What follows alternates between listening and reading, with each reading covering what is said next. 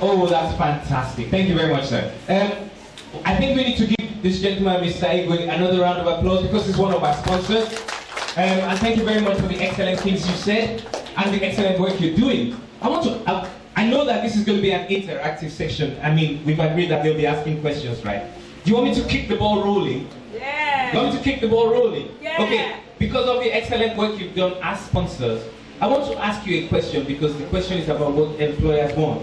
So if I came to you and you saw me as a person with a disability, would you employ me? You would? Okay, fine. In which case, all the disabled people around here who are looking for work, please take this card.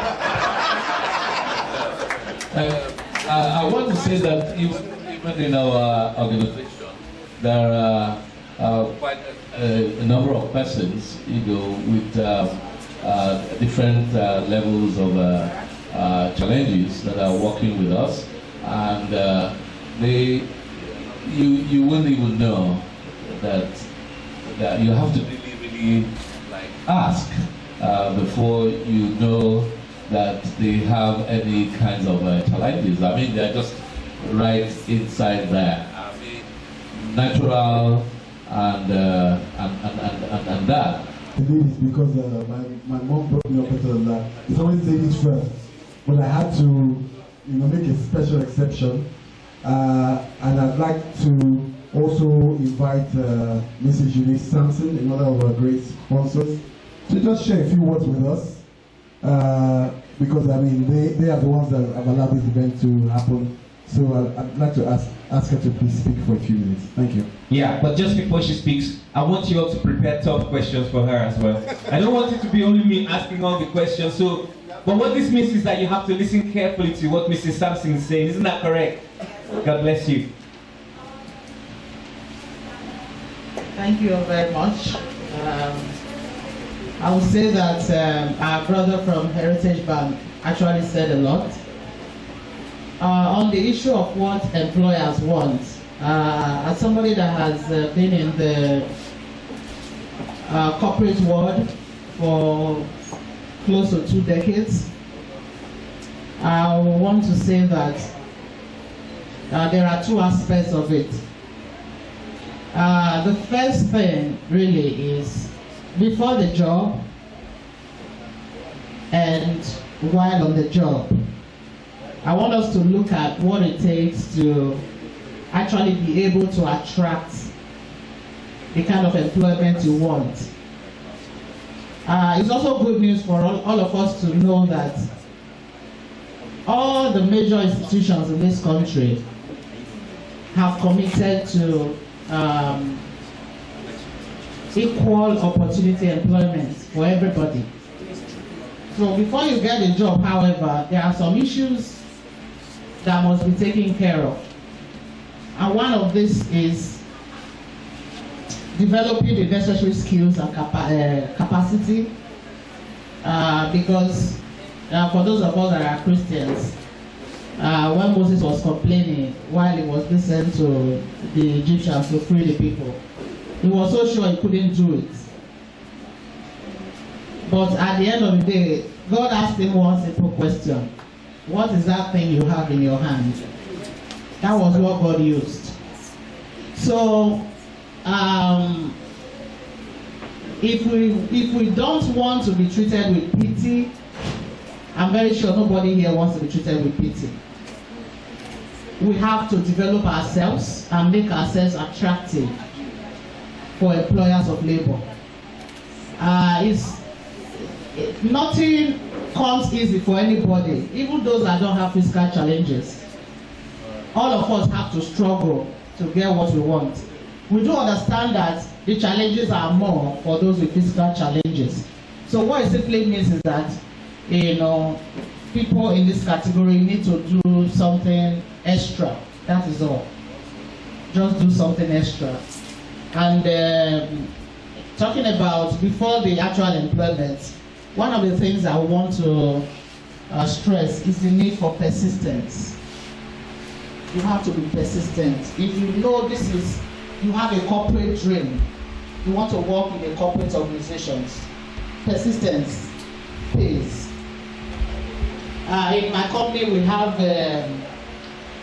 persons too with one form of physical challenge or the other. And if you listen to some of them, how they got that job, you will know that persistence pays. And you also begin to understand that nothing is impossible. So persistence matters, and the fact that you need to develop skills and capacity matters. Because when you get a job, it's one thing to get a job, it's another thing to be able to retain that job. And no employer of labor will want to employ somebody with physical challenges and then lay the person off after a while. Because there will be that misconception that it's because the person is physically challenged. So for you to be able to prove yourself, when you even get this job, what the employers of labor all over the world, there is one thing they are interested in, which is number one, and it is, the bottom line. That bottom line, whether we like it or not, is very important, because instead of something, it's better than 100% of nothing, right? So because of that, it is important that the business continues. If the business doesn't continue, you won't go there to seek for a job. So the bottom line matters to businesses, and so we have to be conscious of that fact. So when you get a job, what employers simply want is very simple. Productivity. That is what they want.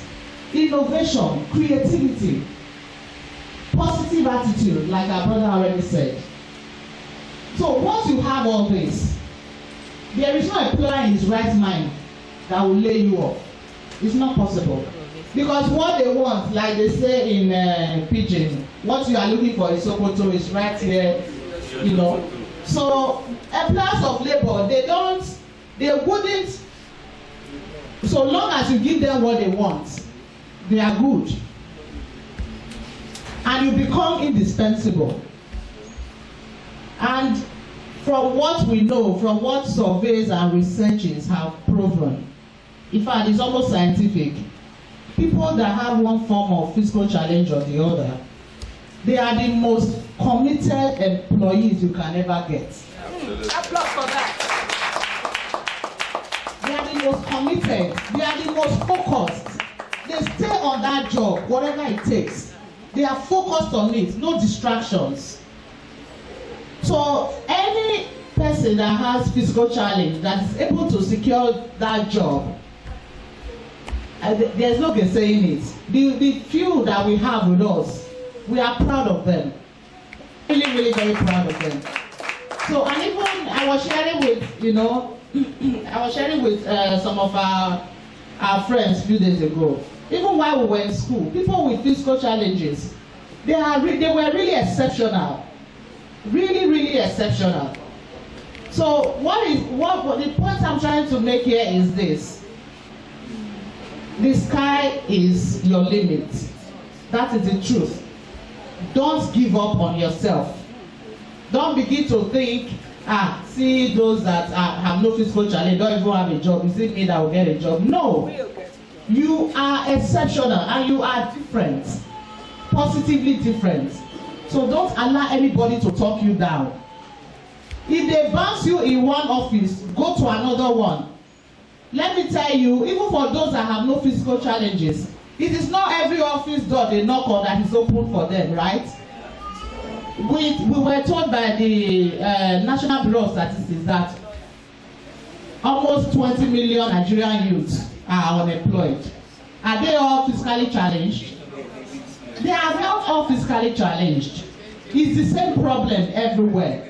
So we, with one little challenge or the other, we just have to be a little bit more persistent than the other person. And I know that, as we do that, I will also follow up our desires with prayers. We will get to our destinations. Thank you very much. Unfortunately, Mrs. Queen has to go. Please, could you also give her a round of applause? She also said she would take Queen her luggage. Unfortunately, because I love traveling. I want to soar like the eagle in an aeroplane, of course. So, Thank you very much, Mrs. Kuye, for the excellent talk you gave earlier on. Thank you very much. Thank you. I'm happy to be here. And also thank you very much to Mrs. Sampson. Mrs. Sampson. I was trying to remember it's in the Bible, and I couldn't remember exactly. And Eunice is in the Bible as well, isn't it? Yeah. Yeah, you see, there you go. She's a truly biblical woman in everything she said. Now, I'm just about to throw the floor open to other questions. Were you all listening to what she was saying? She was also saying that her company is willing to employ people with disabilities, so something share, like a comfortable gentleman, while someone else passes the mic across.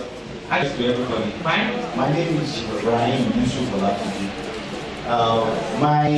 I will contribute and at the same time ask one or two questions concerning what the two speakers said, that most of the employers, what they want is productivity, merits, and so on and so forth.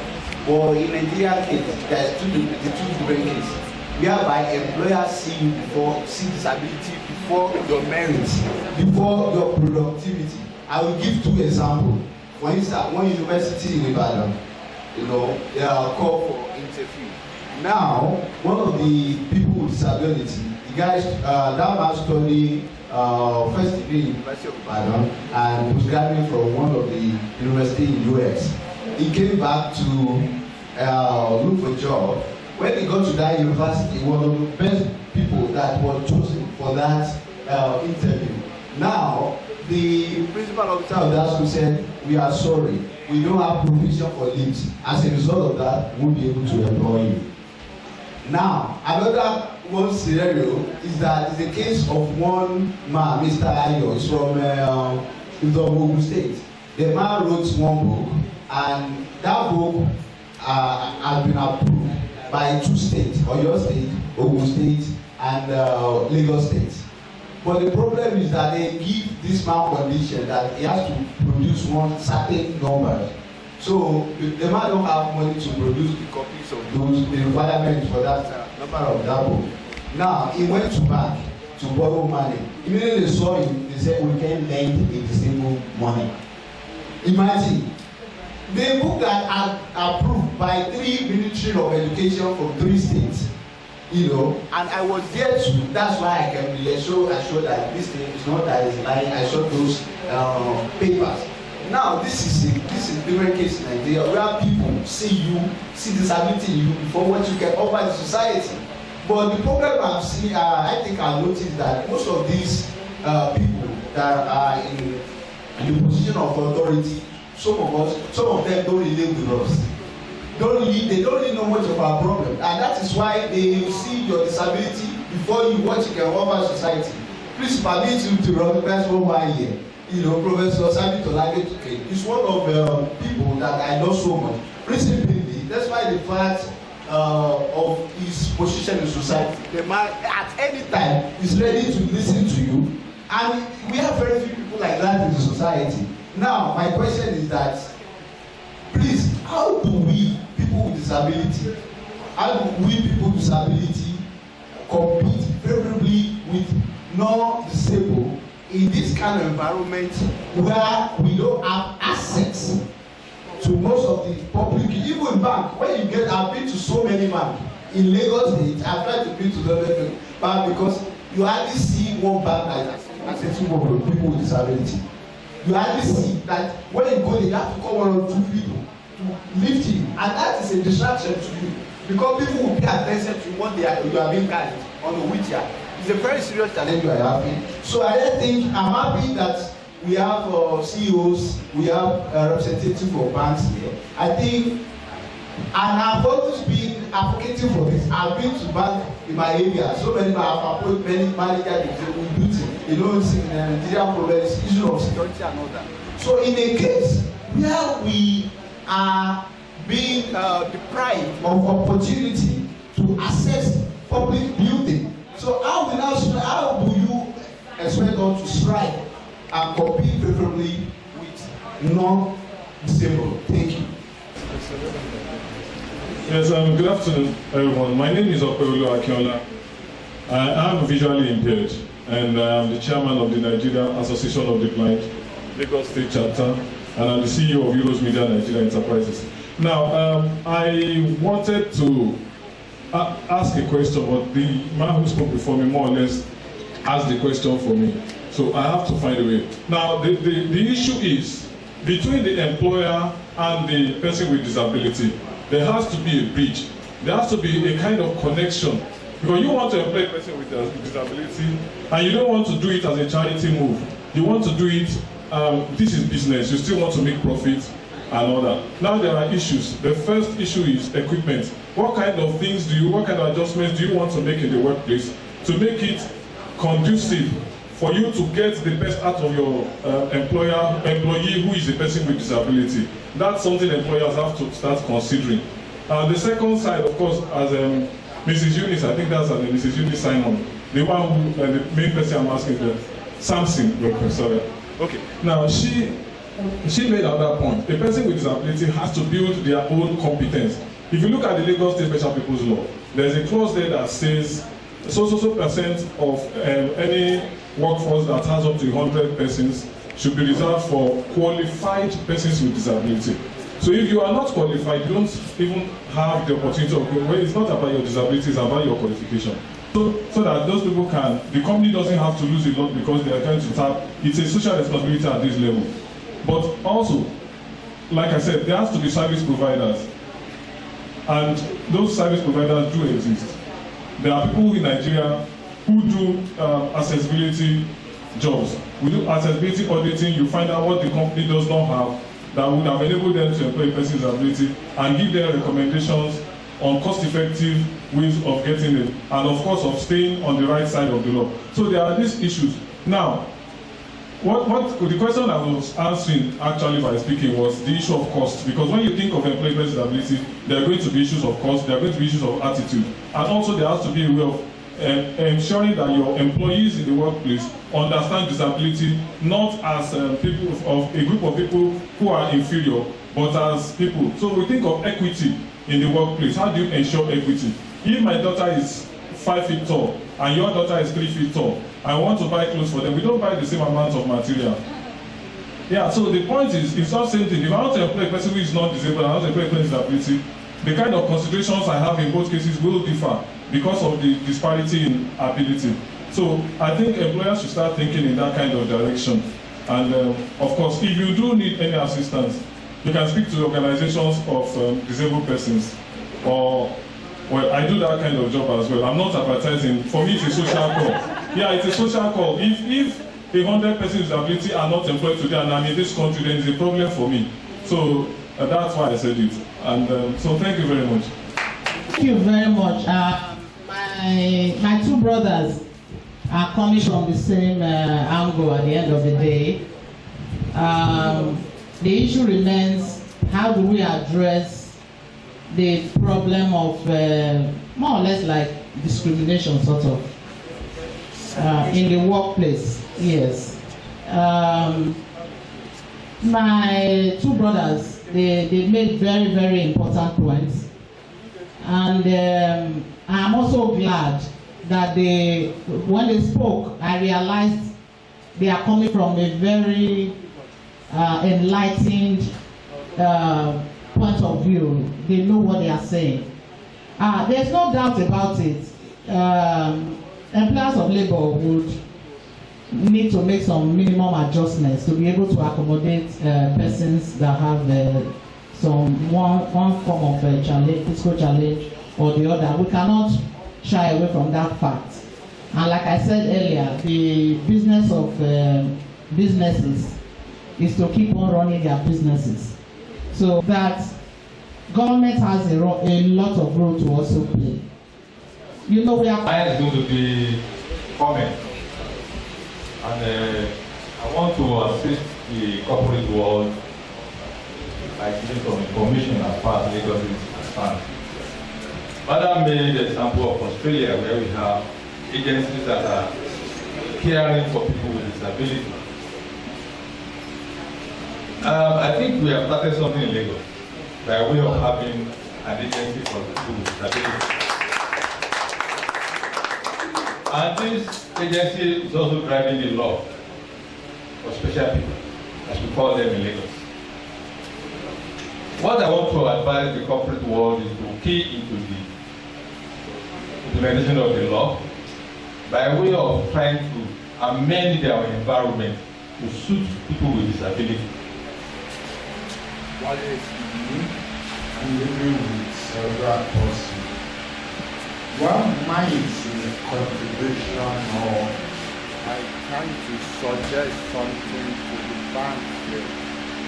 I'd like us to be a little bit dynamic in our operation. Sure, we can employ all of us, no doubt about that.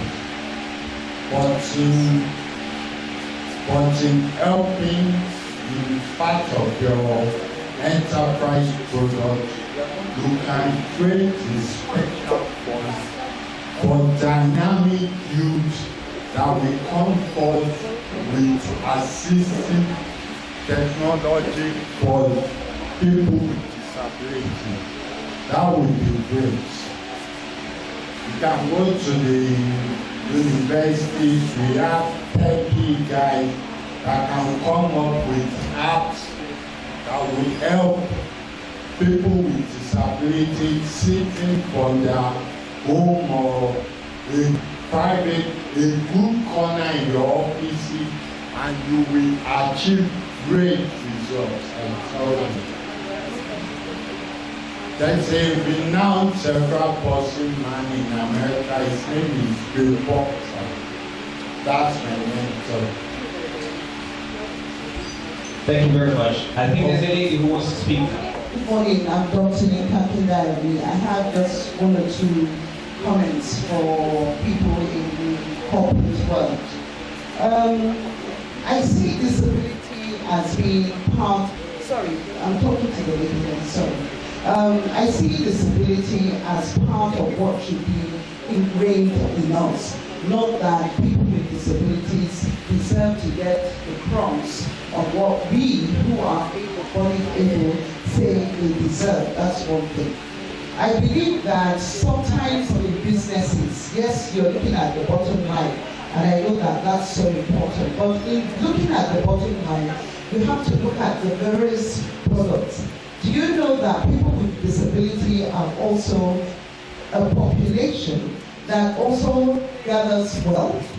And also, is it that you cannot design certain products to also market the banking products towards people with a disability? There's a phenomenal market out there of people with disability that have wealth. And yet, the banks look at it that, well, maybe they don't have any money at all.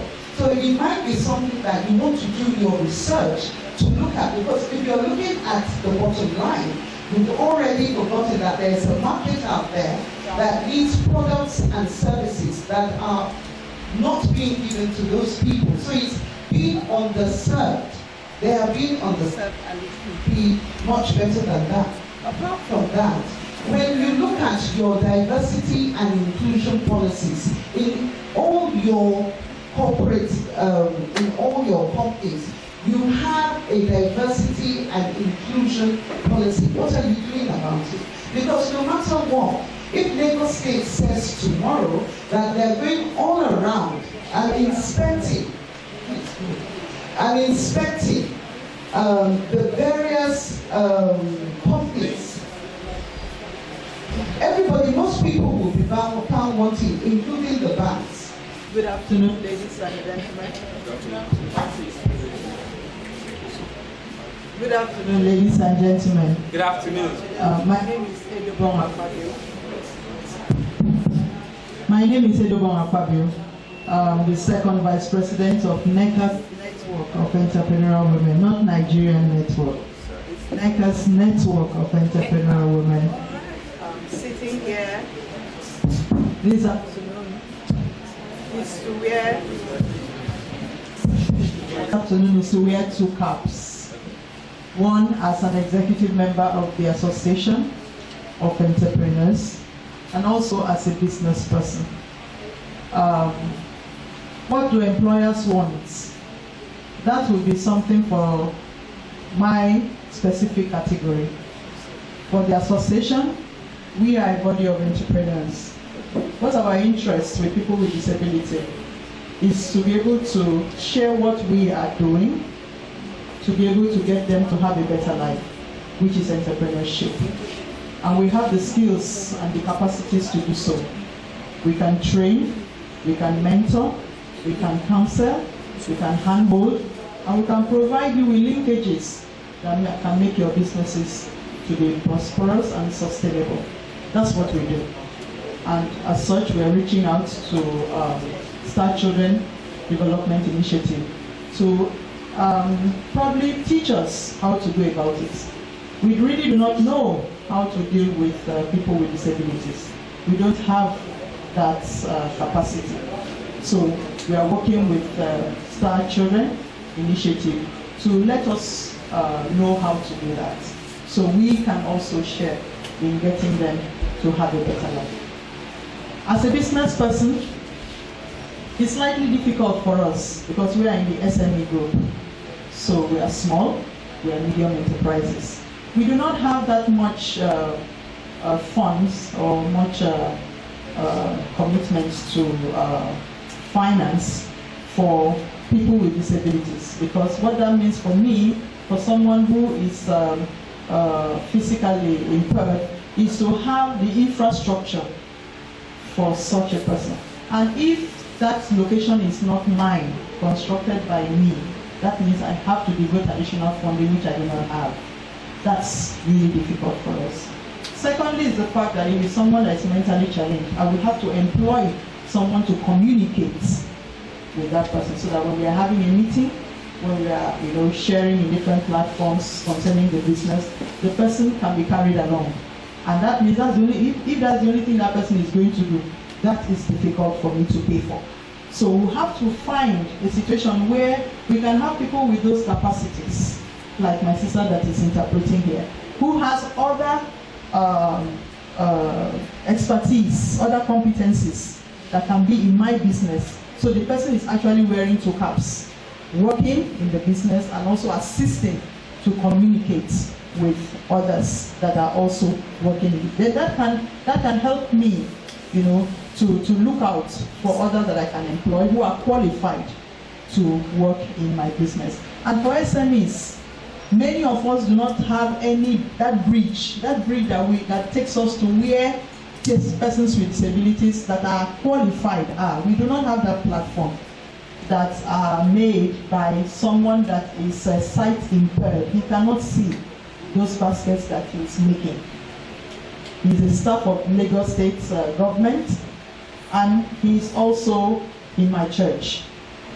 But Shina has proven beyond any reasonable doubt that he does not want to be pitied. He wasn't born with any disability. He lost his sight when he was a teenager. It was hard. He had to see himself through school from all manner of supports everywhere. But today, he can do anything. That he can work, goes to work in the morning, and he can make those baskets that you see. And he is married and he has 3 children. So for us in NEW, we support Shina in every of our programs. We make provision for him to exhibit those products. Yes, there's so much Lagos State is paying him that can support 3 children. So we actually ensure that he has another platform for meeting to make that law available to us, not the other way around. Awareness, information is at your purview. So in a situation where you are coming to a program like this, I would expect that you will come with a copy of that law, that you will share to all of us, so we can go back and work on it. Because if I come to your office, I will have a lot of bureaucracy just to see to collect the law. I also expect that you will tell me, since you didn't bring it, that this is where I can find that law. So for us, I do not accept, and NEW, we do not accept that. I have already... Well, thank you, madam, for that information. It really baffled me that you say you are going to some ministries in Lagos State that you cannot get that law. Or you know that we're in the world of ICT. Go to Lagos State website, all those things are there. And it's about cerebral palsy and about changing the face of disability management in this country. That statement is one of the problems that we have in this country. You see, the job of government is to pass out information. You make a law. If I'm going to observe or live by that law, I don't have to buy that law. Okay? And what the lady said here simply is, if you're representing Lagos State government here, the least you could do is go to Lasoda and say, can I have 10, 20, or 100 copies of this thing and give it to everybody here. That's how the thing gets out. Are your clients, your customers, are they ready to deal with a staff who has a disability? Those are some of the real issues here that we have to think about. And it's not going to happen unless we educate Nigerians, unless we change the mindset about disability. You watch Nollywood movies, it's all negative about disability. You go to churches, it's all about, it is not my portion. Now, whose portion is it? Okay? It's everybody's portion. All of us here, forgive me, you're sitting on a chair. You can't see, you probably can't hear. But everybody here has a problem. We all have a problem. It's just by the grace of God that some of us have been able to cope with it or hide it or look like we're normal by world standards. We're beginning to understand that Nigerians need massive education. If the education is here, this place will be full. You understand? I hold functions, but because I talk about cerebral palsy, even my friends send people who they think need to hear the message. And I say, no, it's about you. I want you. I want your MD. I want your head of the organization. I want the governor. You see, when they get the message, our problems will be solved. Thank you very much. Thank you, sir. Okay, right now, we're soon going to go for lunch. But just before lunch, I'd like us to hear from Professor Olagoke, who's supposed to be the keynote speaker after lunch. But I gather he has a long journey ahead of him, and that you have an organization with you that has a stand and that's providing counseling. Before you give your speech, can you tell us a bit about what that organization is doing here? Professor Olagoke. I want to stand on the existing protocol.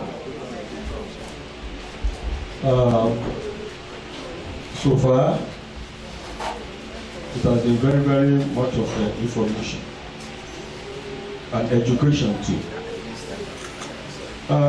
Before I go into the keynotes to round up, I want to use the 2 sticks to kill many birds.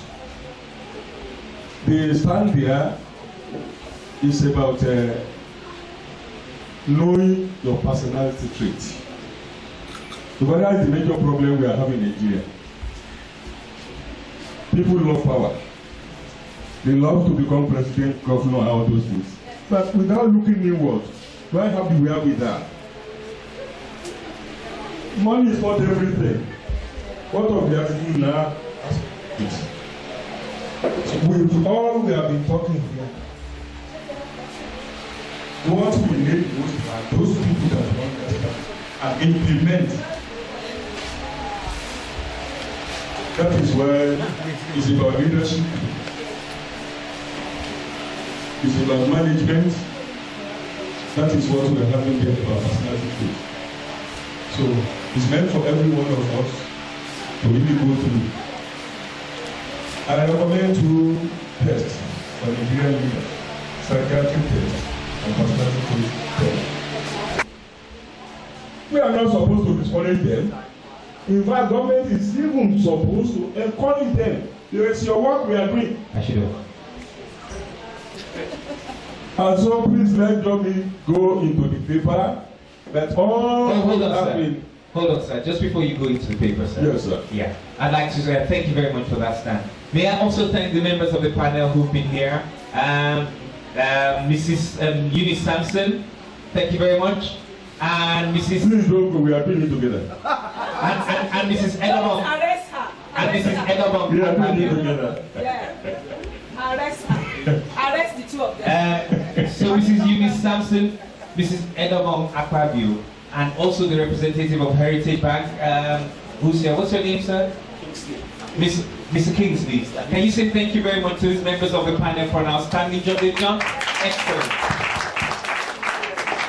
Well, I was going to dismiss you, but Professor Olagoke has overruled me, and I am a humble servant. Is the Inclusive Society a must? And this is where this mass awareness is highly essential. The members of the press or the mass media that are here, you have a lot of work to do. Because it's only through you that we can reach out to the 180 million population of Nigeria.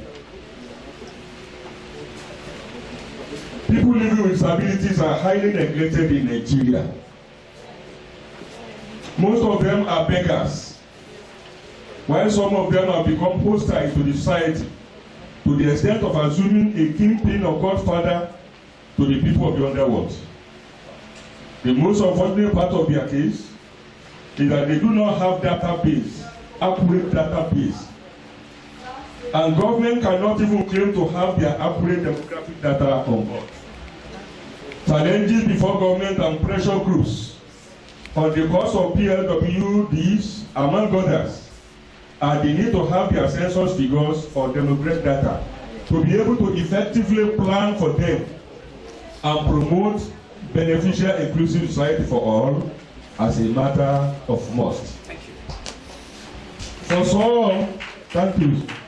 For some that have gone through entrepreneurship leadership skills, as well as graduates of schools, tertiary institutions inclusive, they equally face the challenges of employability and accessibility. Generally, the issue of stigmatization and discrimination is yet to be resolved completely. So the mass media effect is very, very important on this particular case. Governance and inclusive society. Governance expectation from the people is about having credible leadership in place.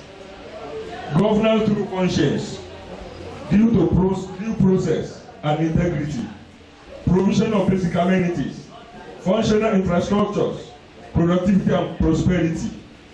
High economic indicators are not hunger, neither diseases nor high poverty index. Human Development Index for Nigeria is still 0.478. Last bottom 10 among 153 considered countries on infrastructure status. Employment are not 24% unemployment rate. When we are having this condition, even those of us that say we are this, we are that, we are equally sick. So government needs really to go back to the era of Awolowo. Why Awolowo is unique is that he was always on the round table thinking about Nigeria. These are the kind of leaders, not the Owambe leaders, that can do all these things. So we have to go back to that era of seriousness, being passionately patriotic to Nigeria, to be able to plan for all this. Because United Nations will continue to talk about equitable legacy, sustainable development. How do we achieve it without being committed to the nation? So that is number one. Against all odds, that must improve. Promotion of inclusive society is a must, because the vulnerable, youth, women, children, and people living with disabilities are part of society that must be included and well represented in the national, state, local government, policy, budget, and plan implementation, while the captains of industries must follow suit. So all of us are stakeholders. If I want to stand on the premise of my good friend of Moses, the first assignment given Moses was that he must first of all go to his people, empower them, inform them, let them see reason why they need to fight Pharaoh together.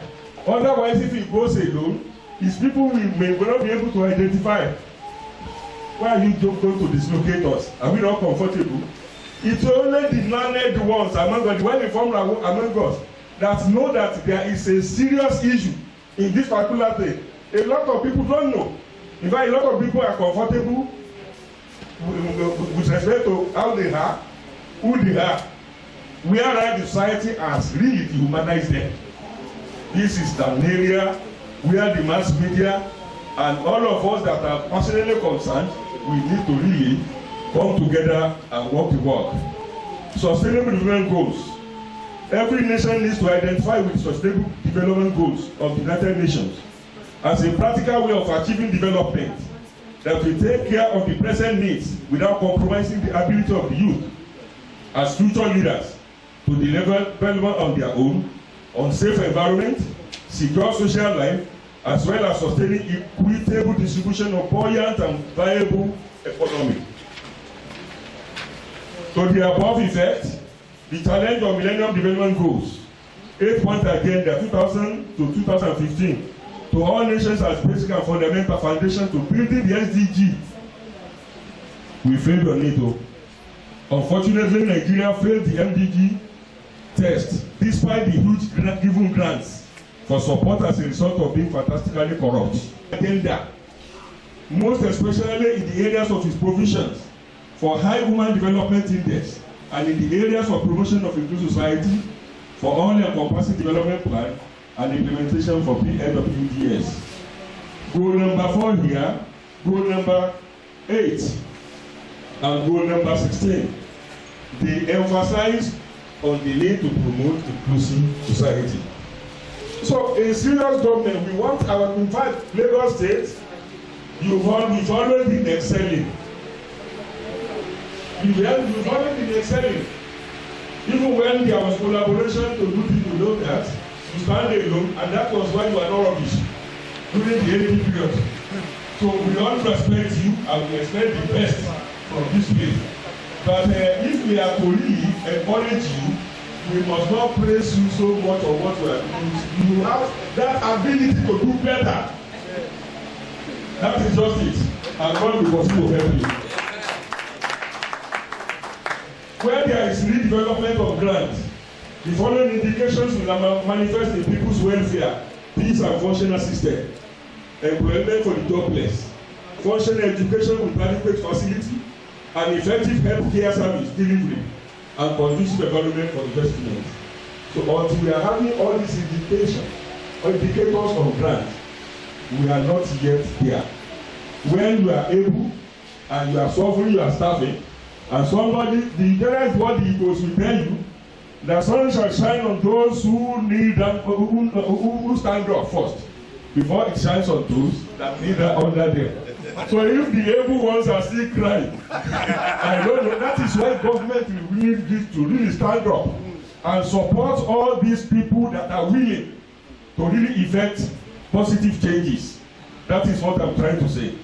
Structural, oral and mechanical design that are PSWD friendly must be in place now.